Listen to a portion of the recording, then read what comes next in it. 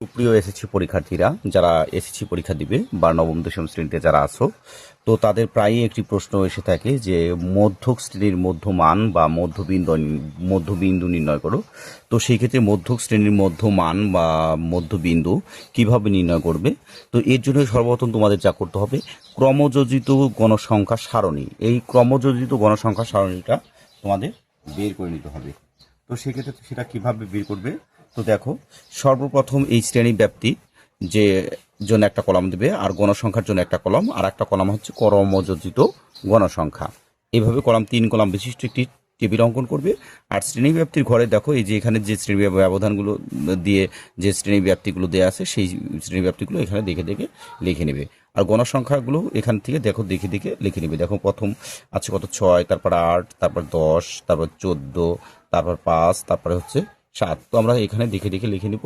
লিখে নেওয়ার পরে এখন ক্রমযোজিত গণসংখ্যার ঘরটা তোমরা কিভাবে করবে? এর জন্য প্রথম যে 6 আছে সেই 6টা এখানে লিখবে। লেখার পরে তারপরে এই যে এই ঘর লেখার সময়, তো এই আর আর এই যে এই পাশে এইটা আর এটা গুণ যোগ করে নিবে।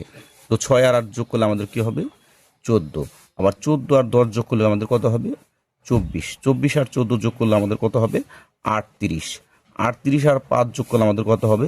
43। 43 আর 7 যোগ করলে কত হবে? 50।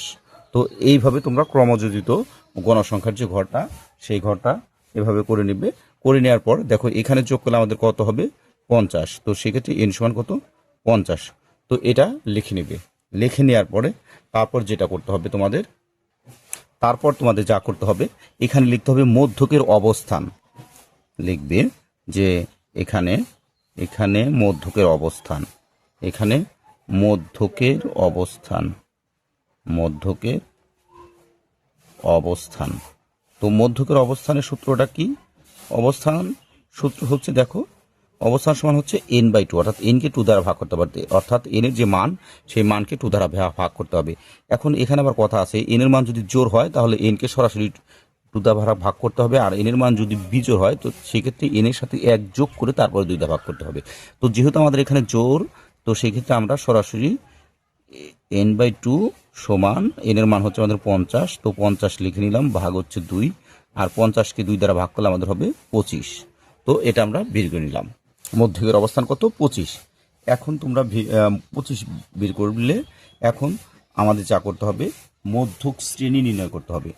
ঠিক আছে, যেহেতু আমরা মধ্য বিন্দু নির্ণয় করব, তো সেক্ষেত্রে মধ্যবিন্দু নির্ণয় করার জন্য আমাদের যা করতে হবে, তো তোমরা দেখো, এই যে 25 যে মানটা বের হলো, এই মানটা নিয়ে এদিকে চলে আসবে। এদিকে চলে আসার পরে দেখো, 1 থেকে যদি আমরা 6 পর্যন্ত পড়ি, সেক্ষেত্রে কিন্তু আমরা 25 পড়ি না, 14 পর্যন্ত পড়লেও পড়ি না, 24 পর্যন্ত পড়লেও পড়ি না, 38 পড়তে গেলে কিন্তু আমাদের 25 আগে পড়ে আসতে হয়। তো সেক্ষেত্রে এইখানেই হচ্ছে আমাদের মধ্যক আছে।